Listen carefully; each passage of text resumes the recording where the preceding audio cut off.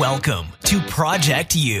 This podcast explores how integrating changes into your day can produce the best in health, longevity, and performance. We've recruited experts from around the globe who unleash their wisdom to transform your world. Project You dives into how to live a fully optimized life and uncovers tools and techniques to unleash your maximum potential.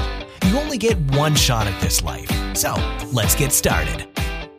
Welcome. This is episode 40 of the Project You podcast, and we're rolling out a week of podcasts essentially to help you maximize your year-end and launch of 2016 if you're listening to this when I release them.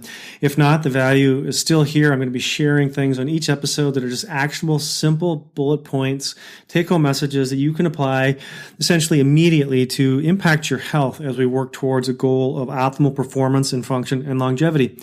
So let's dive into today's episode.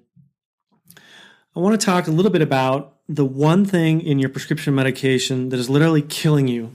I alluded to this in a podcast, I believe yesterday or the day before, about an ingredient that is very common in all commercial pharmaceuticals, and it's very toxic to the body. And after that, I want to dive back into the issue of the inflamed gut. I'm going to be sharing in the next episode or so about why your diet fails, and we'll talk a little bit more about the specifics behind that, including stress, sleep, and bugs. But I don't want to keep you waiting. I want to share what is killing you. And that literally is Roundup. Now, why would Roundup be in your pharmaceuticals? Why would an antacid or an antidepressant or a blood pressure pill contain Roundup? You know, the stuff that is sprayed on plants and weeds to kill weeds, essentially. Well, the sad reality is that Roundup is often sprayed on corn products, corn plants, before harvest. It's sprayed on other things as well, but for this purpose, it's sprayed on the plant before harvest. Corn is then harvested and processed, and it goes through the process. It's not cleansed and purified. It's just processed like typically most food is processed. And the bottom line is that the starch that's used from this is contaminated with Roundup. And so basically, every time you're ingesting a prescription grade drug, you're actually ingesting microdoses of Roundup. Well, is it a big deal? So what? I mean, there's toxins everywhere in our environment. What's one more, right? Well, just do a Google search of Roundup and see what some of the side effects are. The long story short is death. Death is the side effect of cumulative Roundup exposure. And if not death, then kidney cancer, neuropathy, diabetes, a whole host of other things that nobody really wants and doesn't do anything to improve the quality of life. So that's the big picture of the current pharma industry. I've got some friends scattered around in the UK and Australia, and some of the things happening with big pharma are, well, it's like a corporation. It's disturbing to say the least. So there is a way around this. It's a little bit cumbersome. I didn't promise to offer an easy solution, but you can have literally any drug compounded by a compounding pharmacist. This is a specialized pharmacist. They go through special training and certification where they actually make things the old-fashioned way, where they're packaging up the powders into capsule form and then delivering it to you. And so a commonly used compound to bind drugs and to avoid the fillers in the Roundup is magnesium glycinate. Magnesium glycinate is an excellent form of magnesium. Our bodies are often deficient in magnesium, but it's just a way to get away from some of the toxic accumulation of Roundup and other things if you're interested in optimizing your health. Moving on to the bulk of the talk, and I'm going to cover this podcast episode pretty quickly because I don't want to overwhelm you with a bunch of scientific data, but the gut and the brain are tied together. When the gut's inflamed, the brain is inflamed. And the mechanism is pretty clear and very well researched. But I'm just going to share with you the steps of how when the gut's inflamed, the brain becomes inflamed and what that means to you in terms of your health and function. So the first thing that happens is the lining of the gut becomes inflamed or abnormal through diet, through toxins, through poor nutrition. And after that, the body sort of loses the ability to tolerate some of the things it takes in.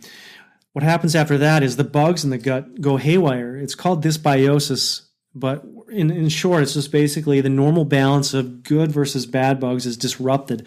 And this often leads to leaky gut. I've talked about that before in the podcast, on the blog, but basically the lining of the gut opens and separates up just enough where stuff can leak through. That includes food and bacteria.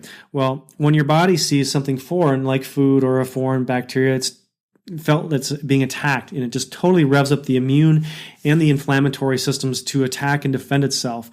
This results in widespread inflammation throughout the body. Well, when the body's inflamed, and sometimes it becomes inflamed to itself, it continues a vicious cycle of attacking itself. We call that autoimmunity, but you probably are more familiar with terms like lupus, rheumatoid arthritis, diabetes, inflammatory bowel. These are autoimmune conditions where the body is in a perpetual state of inflammation and continues to attack itself. After that, the inflammatory process spreads north. It spreads to the brain. And the same process that occurs in the body in terms of inflammation and autoimmunity also occurs in the brain. So the long story short is that when your gut's inflamed, your brain's inflamed, and the result is degeneration. We see it clinically as Alzheimer's and dementia, which is a huge problem in this country and is going to continue to grow exponentially, predominantly in developing countries, but throughout the world. It's going to be a huge issue. So just take that in mind in terms of how you feel, if you're feeling inflamed or sore, and just take a moment to think about what might be causing that.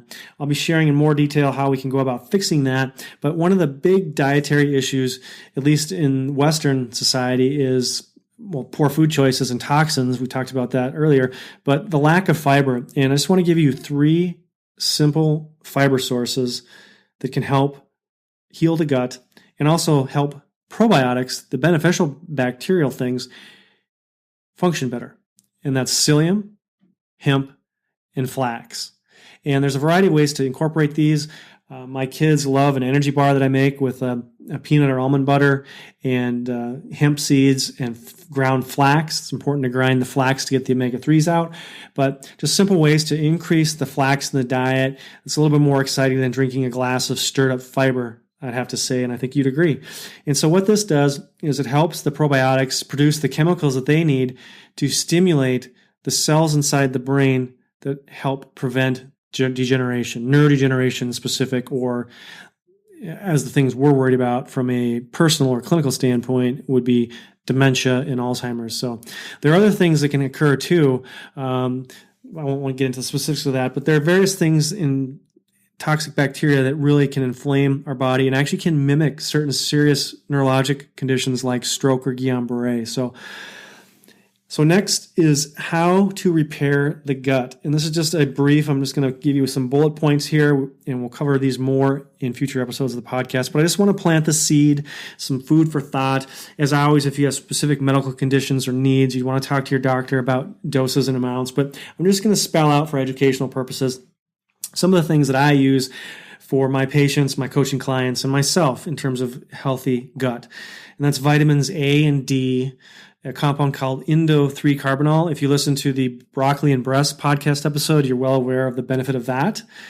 Probiotics are different than prebiotics, and we've talked about that in the past, but probiotics are, in simple terms, healthy bugs.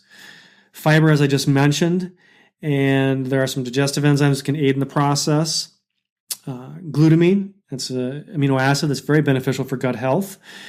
Fish oils, which are known as DHA and EPA, are 2 different forms of omega-3 fish oils. There's a Saccharomyces boulardii, which is just a probiotic that I take on a daily basis. Oil of oregano has some beneficial effects for killing off bad bacteria. Vitamins E, C, and zinc.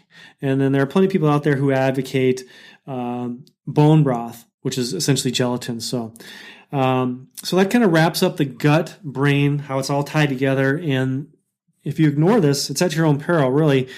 Aging is a disease of the young. If you wait until you're 70 to try and take some steps to mitigate the damage, well, the horse is already out of the barn, so to speak, and it's really hard to reel that process back.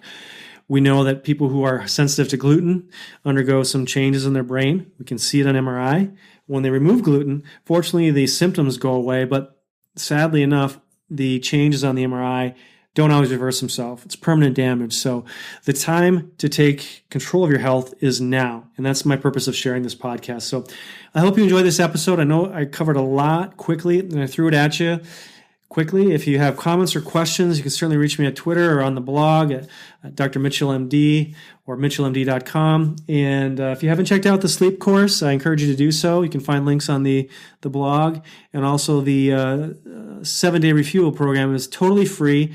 It's just a short couple minutes a day, 1 week long. Really gives you some bullet points, some action plans, some simple things that you can do starting immediately to really improve your health, your mood, your mind, your performance, working towards that goal of longevity. Be safe, be well, have a fantastic week, and I'll talk to you tomorrow.